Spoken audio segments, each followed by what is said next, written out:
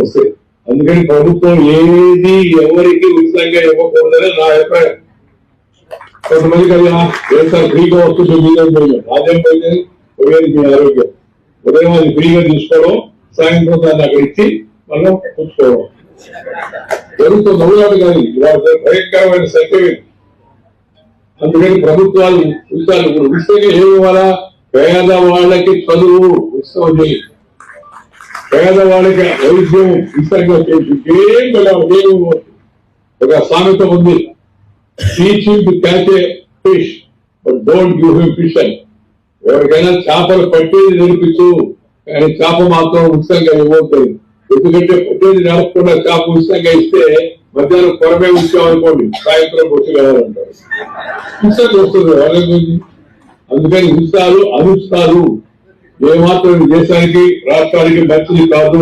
ముఖ్యమంత్రి విషయం ఆలోచించాలా. ఆంధ్రప్రదేశ్ తెలంగాణ రాష్ట్రాలు రెండు రాష్ట్రాల్లో కూడా ఆర్థిక సమస్యలతో వాళ్ళకి ప్రభుత్వం వాళ్ళ చేతికి వచ్చింది.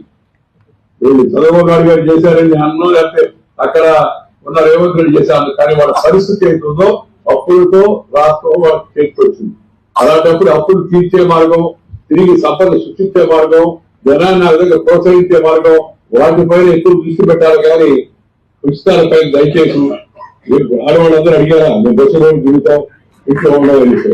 ఎవరు అడిగారు ఏమని? ఎవరికన్నా చాలు చేయి సరిగా లేని వాళ్ళకి ఎవరైతే ఉన్నారో వస్తాయి. అందుకని ప్రభుత్వం ఏది ఎవరికి ఉచితంగా ఇవ్వకూడదని నా అభిప్రాయం. కొంతమంది కదా సార్ ఫ్రీగా వస్తుంది రాజ్యం పోయింది పోయేది మీ ఆరోగ్యం.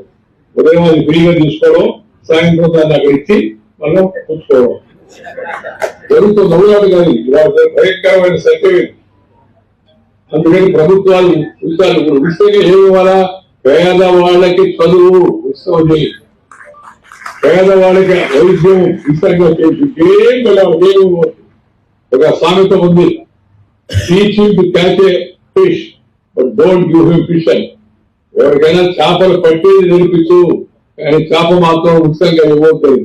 ఎందుకంటే పట్టేది నేర్పకుండా చేప ఉచితంగా ఇస్తే మధ్యాహ్నం కొరమే ఉంచామనుకోండి, సాయంత్రం వచ్చి వెళ్ళాలంటారు. ఉచితంగా వస్తుంది వాళ్ళ గురించి. అందుకని ఉచితాలు అనుచితాలు ఏమాత్రం దేశానికి రాష్ట్రానికి మంచిది కాదు. ముఖ్యమంత్రి విషయం ఆలోచించాలా. ఆంధ్రప్రదేశ్ తెలంగాణ రాష్ట్రాలు రెండు రాష్ట్రాల్లో కూడా ఆర్థిక సమస్యలతో వాళ్ళకి ప్రభుత్వం వాళ్ళ చేతికి వచ్చింది. వీళ్ళు చంద్రబాబు నాయుడు గారు చేశారని అన్నం, లేకపోతే అక్కడ ఉన్న రేవంత్ రెడ్డి చేశారు. కానీ వాళ్ళ పరిస్థితి ఏంటుందో అప్పులతో రాష్ట్రం వాళ్ళకి చేతికి వచ్చింది. అలాంటప్పుడు అప్పులు తీర్చే మార్గం, తిరిగి సంపద సృష్టించే మార్గం, జనాన్ని ఆ విధంగా ప్రోత్సహించే మార్గం, వాటిపైన ఎక్కువ దృష్టి పెట్టాలి. కానీ ఉచితాలపైన దయచేసి ఆడవాళ్ళందరూ అడిగారా మేము బస్సులో దిగుతాం ఇంట్లో ఉండవని. ఎవరు అడిగారు ఏమని? ఎవరికన్నా చాలు చేయి సరిగా లేని వాళ్ళకి ఎవరైతే ఉన్నారో